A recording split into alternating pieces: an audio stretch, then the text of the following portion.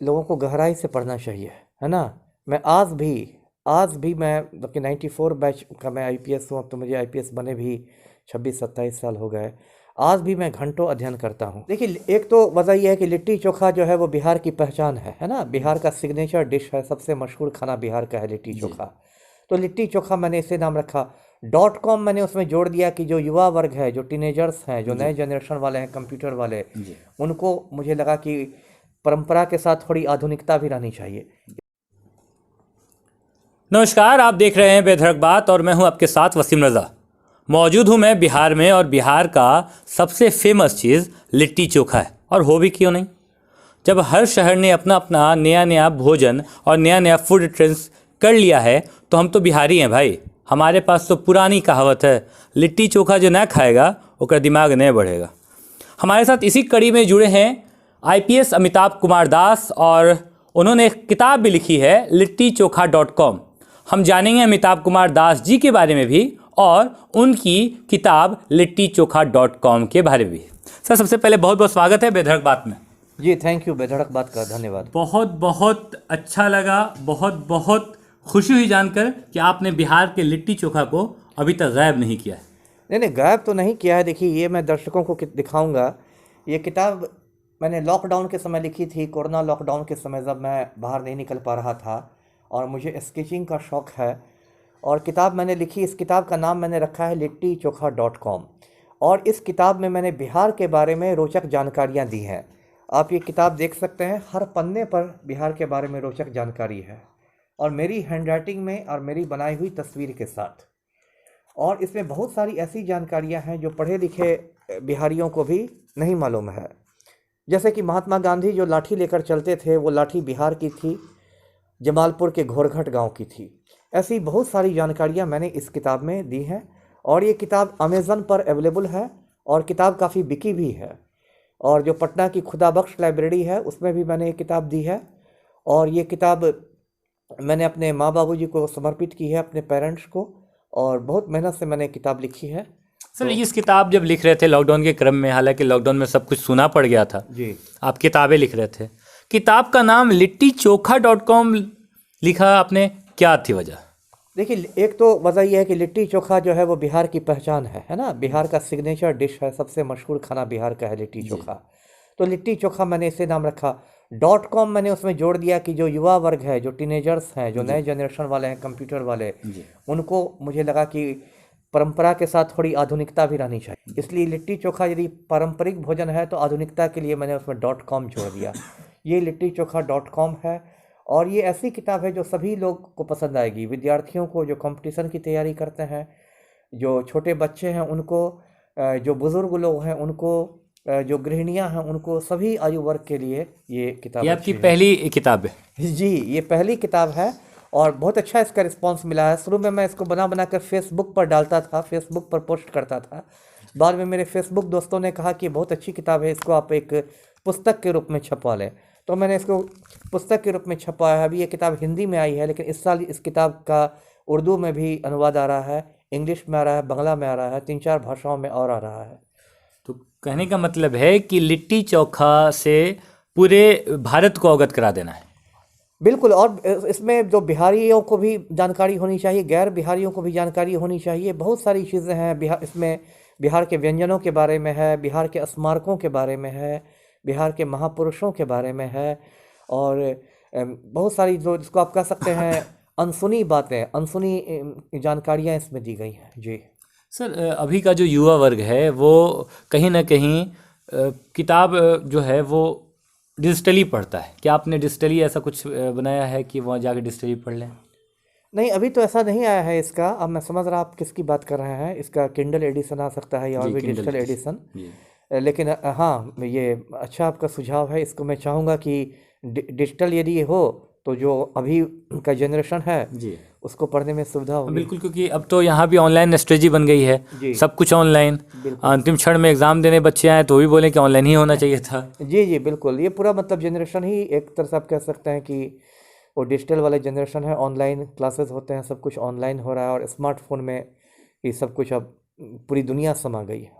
जी। Sir, एक आप IAS हैं और लगातार बिहार के युवाओं के लिए ये बहुत बड़ा मान का बात है, सम्मान की बात है जब कोई एक आईपीएस से इंटरव्यू देता हो। सर, क्या कमी रह जा रही है अब हम युवाओं में जो उस स्तर तक नहीं पहुंच पाते हैं, या कुछ ऐसी सुझाव सर जिसको हम लोग पकड़ के निरंतर प्रयास करते रहें और सभी युवा वर्ग उस मुकाम तक पहुंचे? पहली बात तो देखिए, अभी लोगों के साथ क्या दिक्कत हो गई है कि लोग शॉर्टकट अपनाने लगे हैं। आप व्हाट्सएप यूनिवर्सिटी से ज्ञान नहीं प्राप्त कर सकते। आपको पढ़ने के लिए किताबें पढ़नी होगी, चाहे वो डिजिटली पढ़ें या फिजिकली पढ़ें, लेकिन किताबें पढ़नी होगी। अभी भी आप यदि मेरा बेड देखेंगे तो उसमें 3/4 किताबें रहती हैं, 1/4 में मैं सोता हूँ। तो इतनी किताबों से मुझे मोहब्बत है, तो वैसी मोहब्बत हर किसी को होनी चाहिए। और उसमें कोई शॉर्टकट नहीं है। आपने जो कहा कि क्यों नहीं हम आगे बढ़ पाते हैं, तो उसकी यही वजह है कि लोग शॉर्टकट अपनाने लगते हैं। हर चीज़ में लोग चाहेंगे कि कुछ जैसे आजकल निकला हुआ है रीजनिंग टाइप का, या जो वन लाइनर ट्रिक निकला हुआ है क्वेश्चन करने का, वही उससे ये दूर रहना होगा। हाँ, ये हर ज़माने में है, अब भी है। जैसे हम लोग भी जब छोटे थे तो बहुत तरह का की कुंजियाँ आती थी, बहुत सारे, है ना। आनंद एटम बम आता था, बहुत लोग वो एटम बम लेकर मैंने देखा था, मैंने अपनी शुरुआती हाँ, दौर में बिहार देखा में था। काफ़ी पॉपुलर था जी ये जी सब। कुंजियाँ आती थी, है ना। संस्कृत की पुस्तक है, उसके साथ साथ कुंजी भी है, लोग शॉर्टकट में पढ़ के निकल। तो ये हमेशा से एक मेंटलिटी रही है लोगों की शॉर्टकट में, लेकिन शॉर्टकट आपको पे नहीं करता है लॉन्ग रन में, उससे आपको नुकसान हो जाता है। 94 बैच के आप आईपीएस अफसर हैं। उस जब आपने आईपीएस की वर्दी धारण कर ली थी, उसके बाद क्या खुशी हुई थी, या फिर उसके बाद सर्विस में क्या क्या परेशानी आई? अब ये सवाल तो बहुत लंबा चौड़ा इसका जवाब देना है। खुशी तो ये होती है कि देखिए, मैं दरभंगा में रह के तैयारी करता था और मैं दरभंगा से बाहर कहीं गया नहीं। पहली बार मैं दिल्ली गया यूपीएससी का इंटरव्यू देने के लिए। तो उसमें बहुत लोग मेरा मतलब हौसला पस्त करने के लिए कहते थे कि ये नहीं मुमकिन है, दरभंगा में रह के नहीं है। क्योंकि आप जानते हैं दरभंगा बिहार के हिसाब से भी पिछड़ा ज़िला है, और उस समय जब मैं तैयारी करता था उसमें बिजली नहीं रहती थी, अंधेरा अंधेरा हमेशा, और बहुत पिछड़ी जगह थी। और ये सब इंटरनेट, ये सब किसी का ज़माना नहीं था, कोई ढंग की लाइब्रेरी नहीं, कुछ नहीं। तो मैंने बहुत विषम परिस्थितियों में तैयारी की, है ना। और फर्स्ट बार मैं जो दिल्ली गया यूपीएससी का एग्ज़ाम देने गया, और फर्स्ट अटेम्प्ट में ही मैं आईपीएस बना, और काफ़ी ऊंचा रैंक था, इसलिए मुझे होम कैडर भी मिला। तो ये एक अच्छा लगा कि मतलब एक मैंने इसको चैलेंज के रूप में स्वीकारा था, क्योंकि यूपीएससी का सिविल सर्विसेज एग्ज़ाम जो होता है, आप जानते हैं, इसको दुनिया का टफेस्ट एग्ज़ाम माना जाता है। पूरी दुनिया में इतनी कठिन परीक्षा नहीं होती है, क्योंकि एक तो हिंदुस्तान में करोड़ों की आबादी है, और इसमें सभी स्ट्रीम के लोग बैठते हैं, science, commerce, medical, engineering, arts, सबके। तो इसमें एक मैंने इसको चैलेंज के रूप में लिया था। और जहाँ तक परेशानियों की बात है नौकरी में, तो नौकरी में तो बहुत मेरा जो आप करियर कह सकते हैं कि मार धार और एक्शन से भरपूर रहा है। कोई मैंने एक माफिया से कोई काफ़ी कोई एक माहौल लिया। छोटा कोई एक छोटा और कोई बेहतरीन किस्सा सर। अरे अब किस्सा तो ये है, किस्सा तो देखिए, मैंने ट्रेनिंग पीरियड में हम कश्मीर में था। ये 96 की बात बताता हूँ। मैंने कश्मीर में आपको इलेक्शन करवाया है, श्रीनगर के 3 मोहल्ले मेरे चार्ज में थे, और कश्मीर में मैंने लाइन ऑफ कंट्रोल जिसको कहते हैं वहाँ ड्यूटी की है, नौगाम में, बारामूला सेक्टर पर। और जब गोलियाँ आती थी तो हम लोग चट्टान के नीचे छिपे रहते थे। और फिर मैंने अमरनाथ यात्रा में ड्यूटी की है, और संयोग से 96 में जब मैं अमरनाथ यात्रा में ड्यूटी में था तो बहुत बड़ा बर्फीला तूफ़ान आया था। मैंने अपने सामने लोगों को मरते देखा है, और बहुत एक खौफनाक अनुभव था इतने लोगों को उस तूफ़ान में मरते देखना। 96 की बात मैं बता रहा हूँ, अमरनाथ यात्रा ड्यूटी में। तो ऐसे बहुत सारे अनुभव हैं। इस पर तो मैं एक किताब लिखने को एक्चुअली सोच रहा हूँ, क्योंकि अब इतने सारे अनुभव इकट्ठे हो गए हैं कि अब उनको एक किताब की शक्ल दी जा सकती है। बिहार में आप जन्मे, बिहार में पढ़े, बिहार से आईपीएस बन के निकले, जी बाद में आपको बिहार में ड्यूटी करनी पड़ी। जी। बिहार की ड्यूटी की समानता आज के अफसरों से कितनी भिन्न है आपके वक्त की? नहीं नहीं, ऐसी स्थिति तो हमेशा रही है। जो मतलब जो चैलेंजेस हैं, बिहार के चैलेंजेस, वो तो जो मेरे वक्त में थे आज भी हैं। कि यहाँ पर तो आप जानते हैं बहुत ज़्यादा माफिया हावी है सिस्टम पर, और फिर राजनीतिक हस्तक्षेप भी। और ये मैं बस बिहार की बात नहीं कर रहा, राजनीतिक हस्तक्षेप तो हिंदुस्तान के सभी राज्यों में होते हैं, ये बिहार और बंगाल की बात नहीं रह गई है। पॉलिटिकल इंटरफेरेंस बहुत है, और पब्लिक की भी इसमें गलती है। यदि बिहार में ये हालात है तो पब्लिक की भी गलती है। तो वोटर होते हैं ना, वो यहाँ जातीय आधार पर वोट देते हैं, सांप्रदायिक आधार पर वोट देते हैं। ये मालूम भी रहता है कि एक क्रिमिनल है बहुत बड़ा, लेकिन उसको यदि वो क्रिमिनल उनकी जाति का रहता है तो हज़ारों लोग लाइन में खड़ा होकर उसको वोट दे देते हैं, और जब क्राइम बढ़ता है तो बैठ के नेहरू जी को क्रिटिसाइज़ करता है। तो ये हाँ, तो मान लीजिए कोई, ये आप देख रहे हैं खूंखार अपराधी लोग बेउर जेल से चुनाव लड़ते हैं और भारी मतों से जीत जाते हैं, है ना। और उसके बाद अपराध बढ़ते हैं तो फिर लोग कोसते हैं, सरकार को कोसते हैं, पुलिस को कोसते हैं। जनता कहीं ना कहीं जिम्मेवार है, बहुत हद तक जिम्मेवार है। यदि जनतांत्रिक देश में, जमहूरियत में माफिया के हाथों हुकूमत आ गई है ना, तो सबसे ज़्यादा जिम्मेवार कौन है?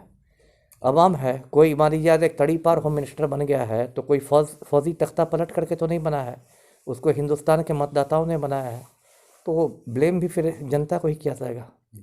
बेताब कुमार दास जी, जो अभी आपने एक किताब लिखी litti-chokha.com, और फिर आपने बताया कि आगे भी किताब लिखने की कोशिश जारी रहेगी, कोई एक ऐसा किताब जिसमें बिहार के युवा पढ़ें सिर्फ नहीं बल्कि मज़े नहीं होता है कि इंटरटेन करते रहें उस किताब को, और काफ़ी एक अलग आकर्षक हो किताब, ऐसी कुछ विचार? नहीं, ऐसी तो बहुत सारी किताबें हैं, मैं तो बहुत किताबें पढ़ता हूँ, और कुछ किताबों की मैं सलाह दूंगा। यदि बिहार के कॉन्टेक्स्ट में आपने पूछा तो एक अरविंद नंद दास थे, बहुत बड़े पत्रकार, अब गुजर गया टाइम्स ऑफ इंडिया के, उनकी किताब है रिपब्लिक ऑफ बिहार, इंग्लिश में है, तो बिहार का आइडिया जानने के लिए वो किताब बहुत अच्छी है। ऐसे तो हर साल नई नई किताबें आती हैं और बहुत अच्छी अच्छी किताबें आती हैं। जी, बहुत बहुत शुक्रिया विधायक से बात करने के लिए। हमारे साथ IPS अमिताभ कुमार दास जी थे और उन्होंने ये किताब लिखी है litti-chokha.com। तो कहने का मतलब ये है कि अब जो बिहारी है ना, वो सिर्फ लिट्टी चोखा खाने के फिर में नहीं बल्कि litti-chokha.com पढ़ने के भी प्रयास में लगे रहे, और अन्य जो और भी अपकमिंग किताबें हैं वो सर लाने वाले हैं। तो उम्मीद करते हैं इससे भी ज़्यादा वो दिलचस्प होगी और बेहतरीन होगी। ऐसी तमाम खबरों के लिए बने रहें और देखते रहें बेधड़क बात। धन्यवाद।